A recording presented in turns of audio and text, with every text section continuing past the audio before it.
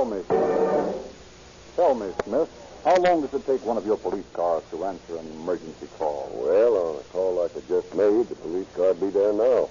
But that's only about half a minute. That's all it takes. Not long ago, I broadcast a holdup of a gasoline station, and the radio car arrived in 30 seconds. The officers caught the burglar backing out of the station. That's pretty fast. According to the records, Los Angeles police cars using Rio Grande cracked gasoline take only an average of 2.5 minutes to answer any emergency call. That's right. They're making new speed records every day. Recently, officers arrived at a bank in 55 seconds after an alarm was given and caught the bandits in the act of robbing the bank.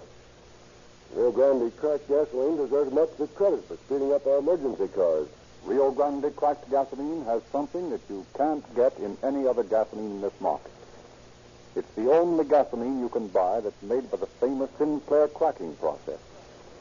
Sinclair refining engineers have spent millions of dollars and years of research in perfecting this process. Rio Grande's new refinery is one of the finest cracking plants in America. What does cracking mean? Well, many gasolines are so slow and sluggish that they do not burn completely, causing decided power losses. Rio Grande's cracking process breaks up the gasoline into tiny, lively molecules that are easily vaporized, easily ignited, and completely burned. All the energy can be used. That's why there's more power in every drop. That's why more police cars use Rio Grande cracked than any other brand wherever it is sold. And that's why every motorist who will try Rio Grande cracked gasoline will get the thrill of police car performance in his own car.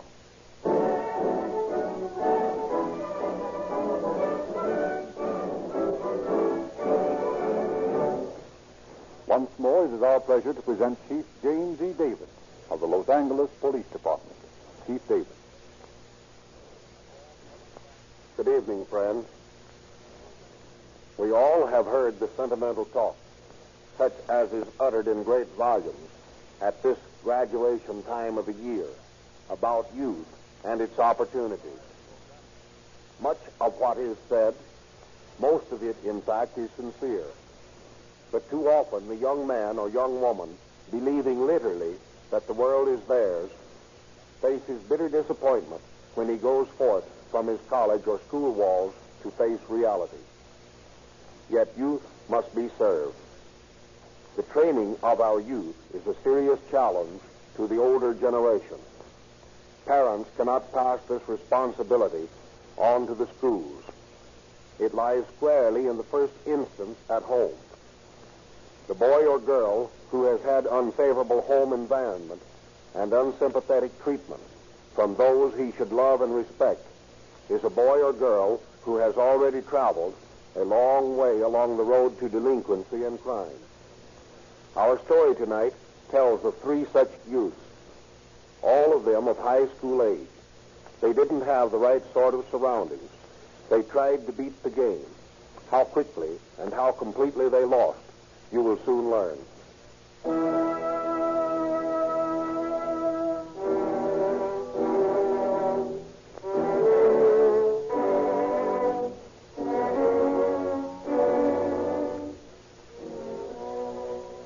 It is an evening in last March in a pool hall in Tulsa, Oklahoma.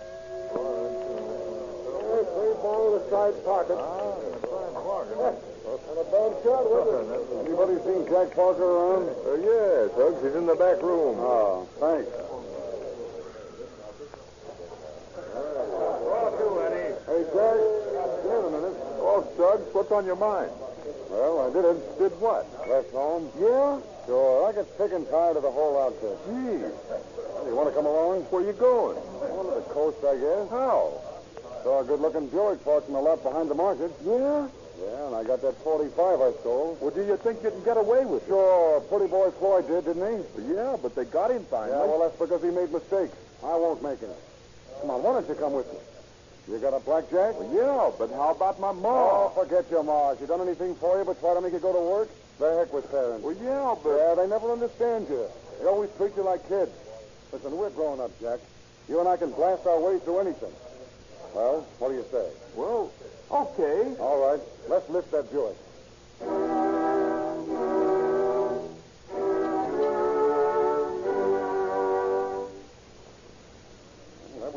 wasn't it, pal? Sure was. You know, people that leave the keys in their car deserve to have them stolen. That's right. By the time that guy gets his report into the cops, we'll be across the line and into Texas.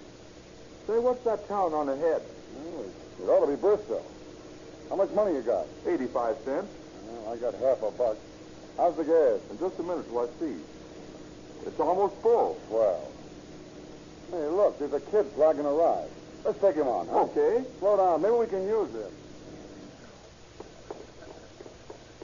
Hey, pal, how about a lift? Sure, hop in. Where you going? Oh, just traveling. Where are you going? Just traveling. Coast, maybe. Where you from? McAllister. That's too close to the state 10. I thought I'd get a little farther away. Pulled the beef? No, but you never can tell. Hey, you got any dough on you? Couple of bucks. Well, you want to string along with us? How do you mean? We got a 45 and a blackjack and guts. You got any guts? Plenty. That's swell. I'm Suggs Kelly, and this is Jack Parker. Glad to meet you. My name's Otis Byers. Oh, I'm pleased to meet you, Otis. How old are you? 16. You ever pulled any jobs? Oh, sure. I've been snatching purses since I was 12. Started young, didn't you? I mean real jobs. Oh, I pulled 30 burglaries in Tulsa before I left. Yeah? Sure, didn't I, Jack? That's right. You're a real hard guy, ain't you, You're Suggs? telling me.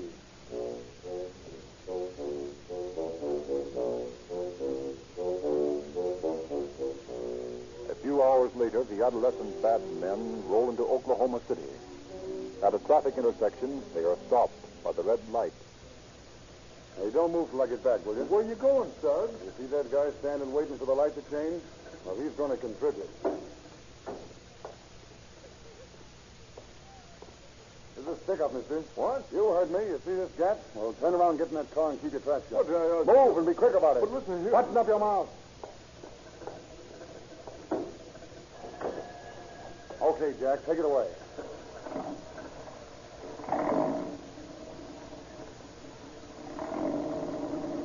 All right, mister. Fork over your dough. I haven't much on All right, let's have everything you have got. Frisk him, Otis. Okay. Here's all I can find. Well, I'll see. Only $2. Say, I ought to bump you off. I told you I only had a little bit. Will you let me go now? Yeah, and give you a chance to turn us in? I should say not. You're riding with us for a ways. But I got to be home. What will my wife say? What do I care?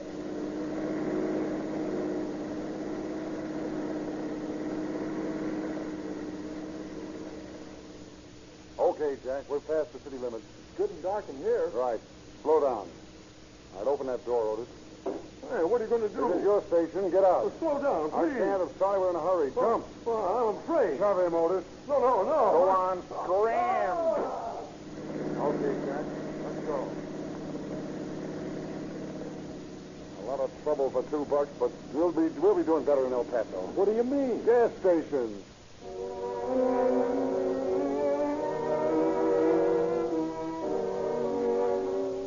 The next evening at a gas station in El Paso, Texas.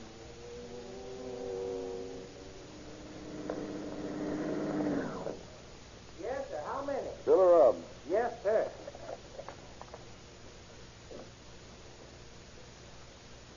That's a pretty lonely spot you got out here, isn't it? Yeah, I thought out of town. Have many cigarettes? Never had one. Ain't you afraid? Me? Oh, no. Why should I be afraid? Well, here's why. Well, put away that gun, please. Put it away. Hey, don't spill that gas. Finish filling that tank. Otis, go through this cash register. Okay. Don't shoot that thing, please. Oh, don't worry. I won't. Just keep your mind on that pump. Yes, sir.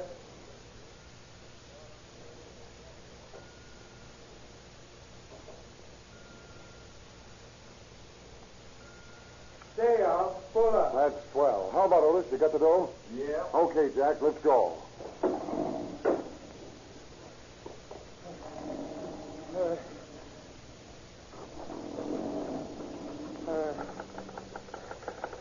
Hello, operator. Give me the police department. Yeah, hurry. Yeah, I've been robbed. Yeah, y'all folks are El Paso police calling all cars. Attention all cars. Hold up at the gasoline station at City Road and Santa Fe Avenue. Suspect number 1, age about 18, 5 feet 9, weight about 120. Hair brown, eyes brown.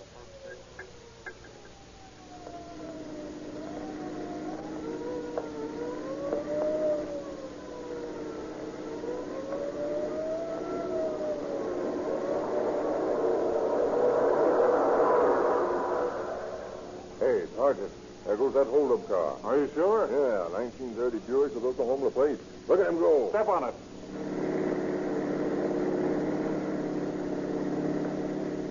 Wow. We're doing over 70, and he's walking away from I'll us. have to take a shot at his tires. That guy must be doing 90. I can't get any more out of this bus. Hey, they're shooting at us. Eye for their tires again. If I hit them, I'll kill them all. Must be Barney Oldfield driving that car. We'll never catch him.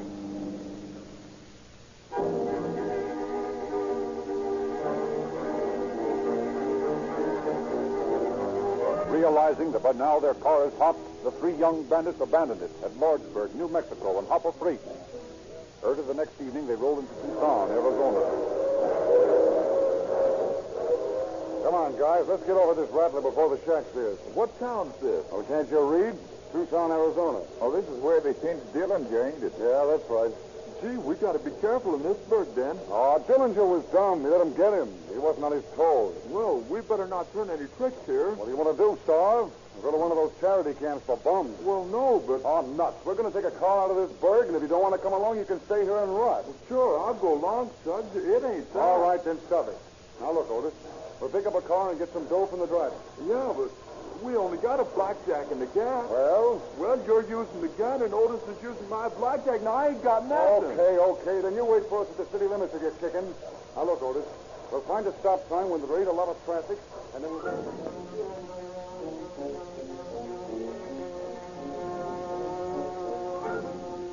In Tucson, the boys repeat the El Paso job with more profit.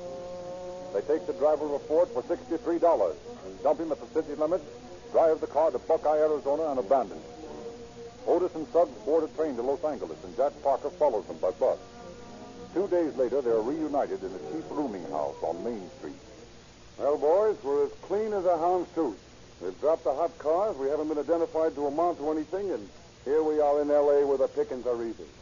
Before the week's out, we'll be rolling in dough and taking our chow with the movie stars. Yeah, but how about chowing right now? I'm hungry. Yeah, well, so am I, but I ain't got a cent. Neither have I. How much dough you got on you, Otis? 10 cents. A cup of coffee and a donut for free. Nuts. Don't worry, we'll eat. Where you going? Mootkin, I'm better looking than you guys. The old ladies will take sympathy on me.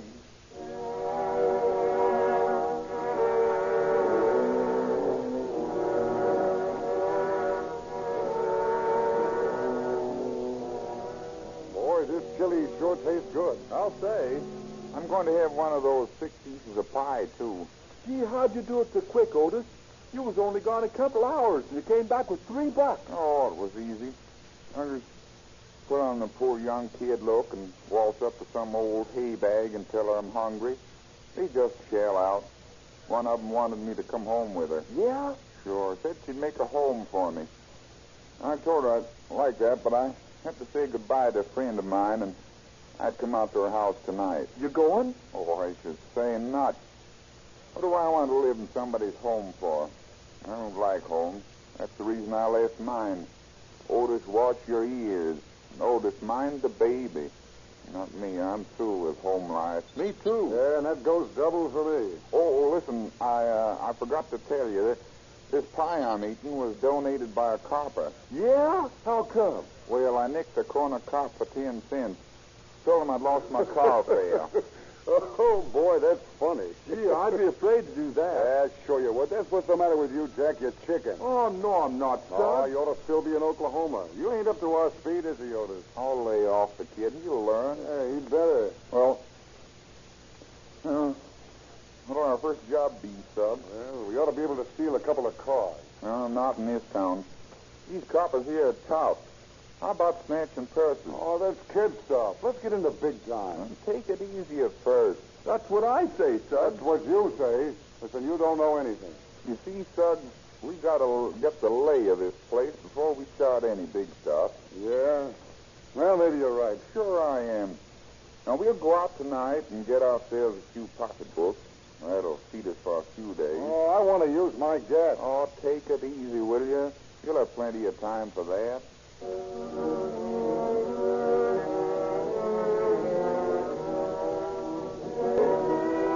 That evening, the trio start out on a purse snatching expedition. As Sixth from Vermont, Suggs and Otis leave Parker as lookout, while each take a side of the street and slowly walk down 6th. As they approach New Hampshire Street, radio car 72 is slowly cruising along.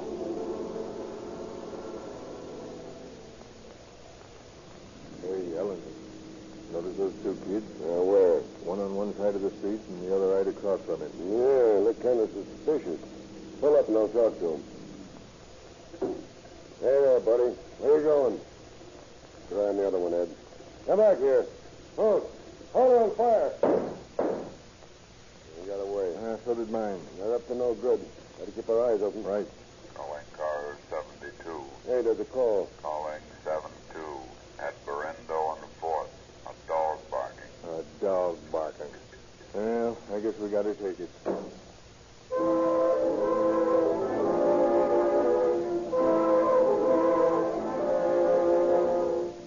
Frightened, Suggs Kelly hides his gun in the vacant lot at 3rd and Vermont, boards a streetcar, returns to the rooming house, borrows 25 cents from the clerk to establish a time alibi, and returns to get his gun and try to find Otis and Jack. It is midnight by the time Suggs gets back to 6th and Vermont, and he finds no sign of his partner. And while Suggs Kelly, dangerous, maladjusted youth, roams Los Angeles streets armed with a .45, we visit an apartment on New Hampshire Street. Oh, come on, Sam. Stick around for another little drink. No, you know I'd like to, Edie, but I can't. I gotta go. Why? Well, I borrowed the fellow's car to come over, and I gotta return it. He's going hunting tomorrow early, and gosh, that reminds me. He's got a new rifle in the back of the car. I hope nobody stole it. Oh, gee, honey. I thought you was going to stay a while. Oh, come on, Stan. Stick around for a little while. We don't see you half often enough. Not tonight. I just dropped in to say hello. Really, I gotta go. You, my friend, are a wet blanket. Yeah, and a cold shower, I suppose. That, too. Well, I'll be back, and then you'll see. I'll be waiting. Okay, and thanks for the drink, Edie. Okay, kiddo. Good night. Good night.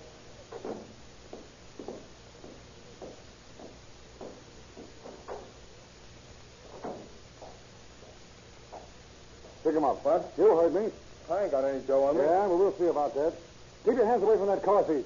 Now you drop your gun. Pull a rifle on me, will you?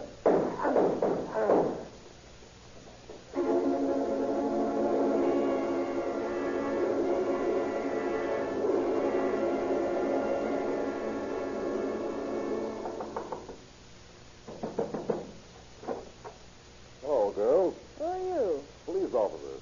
Mind if we come in? We ain't done nothing. Quiet, Edie. Of course, boys. Come on in. May I introduce myself? I'm Joe Silkus of the Homicide Detail. This is my partner, Thad Brown. I'm pleased to meet you. What can we do for you? What about that shooting outside a half hour ago? What do you mean, what about it? What do you know about it? Nothing much. Stan came up for a drink. When did he leave? About 5 minutes to 1. Next thing I knew, there was some shots. I heard him, too. I thought there was backfire. Quiet, Edie. Yeah, I know. They always sound like backfires. And then I heard sirens and the police arrived. I see. Anything else? Nothing else.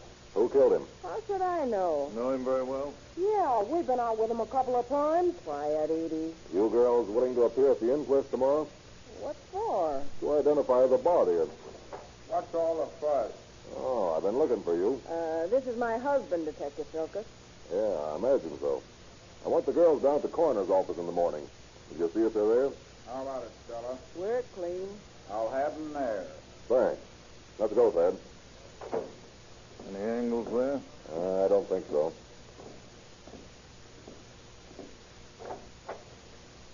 Hey, there's Ellison coming across the street. Maybe he's got some. Oh, you find anything, Ellison? Yeah. And between those houses across the street, jumped the gate and tore flat off of it. The other side were his heel marks. Military heels cut down. They had a mark on them like Hitler has. Oh, you mean a swastika? I don't know, but it's like the new German flag. I see. What else? About all, except I forgot to tell you, I picked up a young kid by the name of Jack Parker at 6th in Vermont earlier this evening. Couldn't explain himself, so I booked him as a vagrant. The job may have been done by one of those two kids who got away. I see. Did you cover the tracks you found? I did. Good. I'll have Ray Pinker, the chemist, come out and take casts of the impressions. You show him the place, will you? Yes, sir. Thanks. Now, Thad, we want to talk to Parker.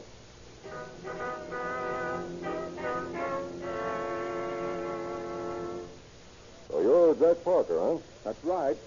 How old are you? 17. Pretty young to be in jail, aren't you? I ain't done nothing. No? No, I was standing in the sixth in Vermont when those coppers picked me up. I was waiting for a streetcar. Yeah? Where do you live? In Oklahoma. What are you doing here? Looking for work. Why aren't you home with your mother and father? Because my father's dead and my mother's... Well, because I'd rather be here. What sort of a trip did you have from Oklahoma, Jack? Oh, pretty good. Have you got that new cutoff between Casa Grande and Gila Bend paved yet? I don't know. I came by way of Phoenix. Good road all the way. Yeah, those Arizona roads are getting better all the time. Sure are. Jack, who had the 45? Otis had it. That is, I mean... Who's Otis? I don't know. Now, listen, young fella. You're in a pretty tight jam, and you'd better come clean. The penitentiary's no place for a kid like you. Who's Otis? Otis Bias. Who was with him? I can't tell you that. Why not? Because I'm afraid. Afraid of what? Suggs, I mean... Suggs who? Nobody. I didn't mean to say it. How about Otis? Where's he live? I don't know. Come on, where's he live? I don't know. Only he gets his mail at general delivery. I see. Where's he hang out? Around Pershing Square. Oh, I see. Around Pershing Square, huh? You come over there with us and point him out to us? Sure, I guess so. It'll help my spot any. I can't promise you a thing, but anything you do can't put you in a worse spot than you're in right now.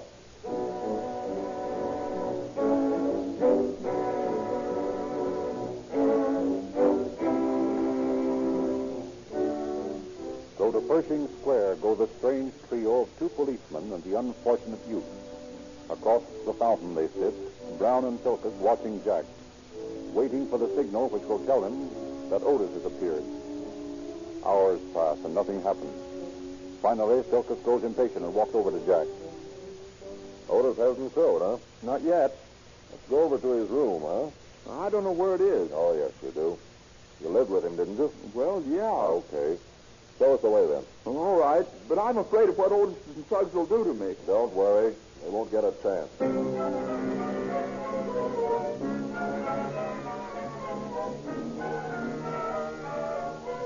So Jack Parker, irresolute, swayed between the forces of fear and false allegiance, leads Silkus and Brown to the rooming house on Main Street. As they approach the door, better be careful. They got guns. Don't worry, Jack. They won't have a chance to use them. Who's there? Tell him, Jack. It's me, Suggs. Jack. Well, where the devil you been? Up with your hands, Suggs. Friskin pad. Okay. Oh, so you turned stoolie, eh, Jack? No, Suggs, it ain't that. No, it doesn't look like it much. I knew you was kicking. Here's the 45, Joe. I'm not surprised. Where's Otis, Suggs? I don't know. Set those two kids together, Thad, and take them in. I'll stake out here for Otis. Okay. Why, you cheap little... Come on, quit the rough stuff, or I'll pistol whip you. Oh, I should have known better than to take this kid with me. You better go along quietly, or my partner will have to spank you. Yeah, says you, coppers. I'll bet the babies drink gasoline where you come from. Yeah? Well, they'll cut you down to size where you're going. Take them away, Thad. Okay, Joe. Come on, kid.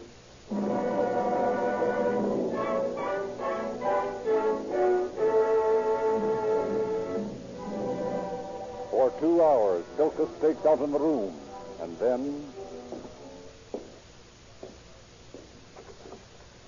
I guess you're Otis, huh? Well, what do you mean, Otis? Who are you? Phillips of the homicide squad. Oh, what's this all about? Murder. I don't know nothing about any murder. Yeah, we'll find out about that soon enough. Come along.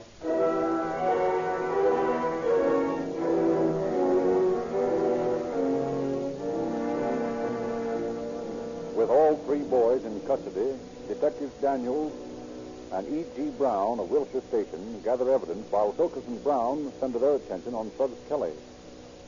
Well, Suggs, how about it? How about what? You want to come clean? I ain't got nothing to come clean about. Now, listen, Suggs, you're in a tight spot. It isn't going to hurt you any to talk. And I got nothing to talk about, I tell you. Look here. You know what this is? Well, it looks like a hunk of plaster to me. Yeah, it is, but it's more than that. It's an impression of a footprint. You notice the swastika here on the heel? Yeah? What about it? That's the same kind of mark that you have on your heel. Well, what of it? Lots of heels are alike. Yes, but this particular heel has been cut down to fit a Cuban heel. You notice how it's cut away on this side? Well, what of it? Look at your own foot and you'll have the answer. This is an impression of your footprint left by a fence as you escaped after the murder. Yeah, well, you can't prove that. We will, all right. And if that isn't enough to convince you, take a look at these. You know what they are? Well, they look like shells from a revolver. That's right. shells from your revolver, Suggs. Yeah, how do you know? Our ballistics man has determined that these shells found at the scene of the murder had come from the gun we found on you. Now, how about it? You mean you can prove these things in court? Yes, Suggs, we do. There ain't no way of beating the laws. No, Suggs, there isn't. You see, kids are caught. Now, how about it? Well, I guess there's no use kidding you guys. I shot him.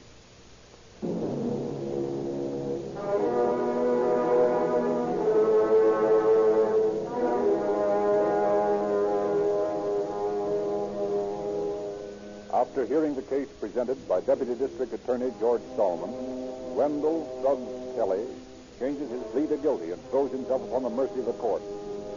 Just 2 days ago, he faced Judge Walter J. Desmond.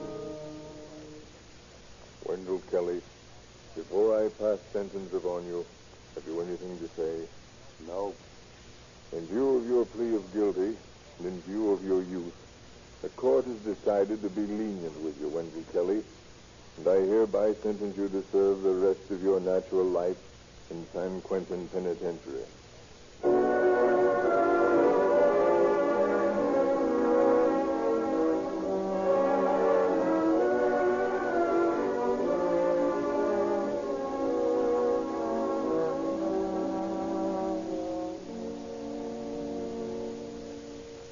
In the meantime, Oklahoma, Texas, New Mexico, and Arizona are clamoring for the extradition of Jack Parker and Otis Bias for robberies and kidnapping in their territories.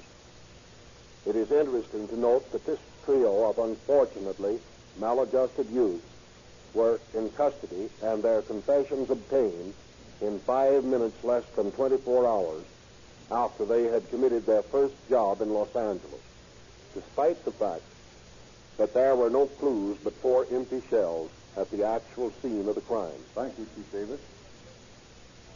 The Los Angeles Police Department now has 195 radio-equipped cars to answer emergency calls. And these cars use only Rio Grande cracked gasoline because they have found this gasoline to be faster, more powerful, and more economical. Other cities have made tests and found Rio Grande cracked gasoline gives superior service in all emergency engines. Now all police cars and fire engines in Oakland and Berkeley are powered exclusively by Rio Grande. The city of Merced has changed to Rio Grande. The city of Fresno now uses Rio Grande. Police and sheriff's cars in many cities and counties of Arizona use Rio Grande cracked gasoline. Wherever it is sold, Rio Grande cracked powers more police cars, fire engines, and other emergency equipment than any other gasoline.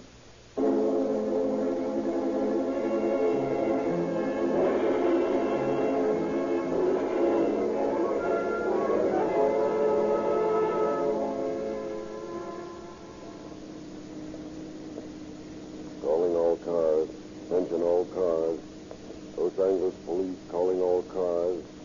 Cancellation broadcast 79 regarding murder. Suspect in this case now in custody. That is all. Smith.